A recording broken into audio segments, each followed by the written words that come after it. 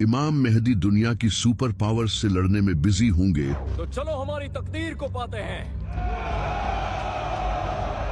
तो वहीं दूसरी तरफ खुरासान में सीरिया और इराक के बीच किसी इलाके से दज्जाल निकलेगा। दज्जाल पहले से ही इस दुनिया में मौजूद है।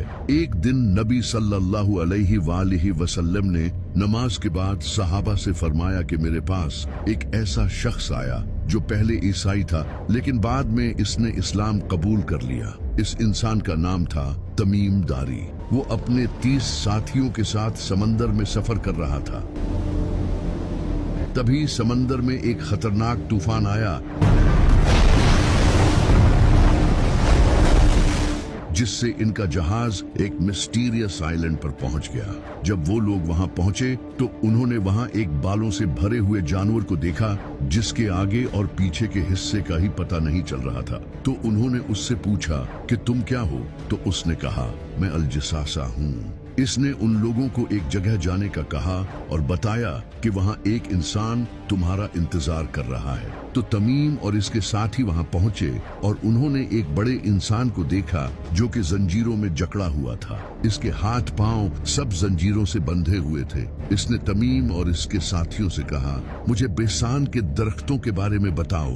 तो उन्होंने कहा वो फलों से भरे हुए हैं। तो इसने कहा वो बहुत जल्द फल देना छोड़ देंगे। फिर इसने कहा मुझे गलीली के समंदर के बारे में बताओ। तो उन्होंने कहा कि उसमें बहुत सारा पानी है। इस पर इसने कहा बहुत जल्द वो खुश्क हो जाएगा। फिर इसने कहा मुझे जुगर के चश्मे के बारे में बताओ। तो उन्होंने कहा कि वो तो पानी से भरा हुआ है। तो इसने कहा वो भी बहुत जल्द खुश्क हो जाएगा। फिर इसने कहा मुझे उस नबी के बारे में बताओ, उसने किया है। तो उन लोगों ने इसे बताया कि वो मक्का से जाहिर होकर मदीना चला गया है। तो इसने पूछा क्या अरबियों ने इससे जंग की थी? तो उन्होंने कहा हाँ, लेकिन अगर वो उसे फॉलो करते तो ये उनके लिए बेहतर होता। इसके बाद उस इंसान ने इन्हें अपना नाम बताया और कहा मैं हूँ मसीह और बहुत जल्द मैं निकलूंगा और 40 दिनों में पूरी जमीन का सफर करूंगा। सिवाय मक्का और मदीना के वहां जाने की मुझे इजाजत नहीं दी जाएगी। इसके बाद नबी सल्लल्लाहु अलैहि वसल्लम ने सहाबा को बताया